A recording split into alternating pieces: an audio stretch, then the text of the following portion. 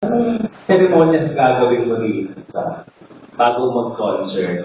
Check-in ka ba sa hotel o hindi ka kasalita ng dalawang araw, yung ibang concert performance na yun? Depende.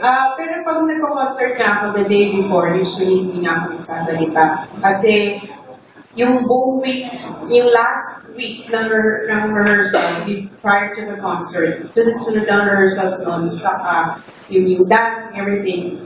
Talagang sobrang strain na yung boses, balat na. Kaya yung last 2 days before the concert, usually talagang as much as possible, wala na salita, hand gestures. Yun ang preparation. Tapos been doing a lot of body conditioning sa bahay. May trainer ako pumunta. And then swimming para sa baga, sa lungs. Tapos yun. Oo. Tagal bago dumating ang concert? Hindi ko na alam eh. Alam mo, hinintay ko na alam yung last song. And nilook forward ko ngayon, sana makataka yung last song. Para tapos na lahat. Yung mga damit ko, sexy rin ba? Lalo ka ka-sexy sa stage, so alam mo nila.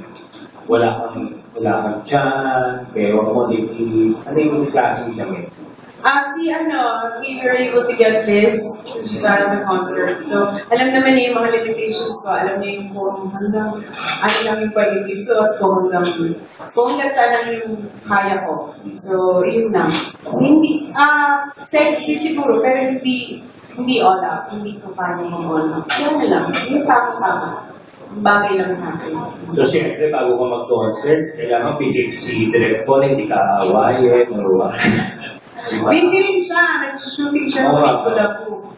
So, tapos na yun, no? Oo nga. Pero, siyempre, editing, mas matagal na process yun. So, okay yun. Pareho kami busy. Hindi kami naabala. May time na ba kayo sa isa? Wala na.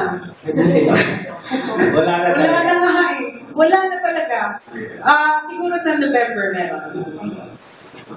November meron talaga. Itong September, October, medyo wala. Okay, good luck.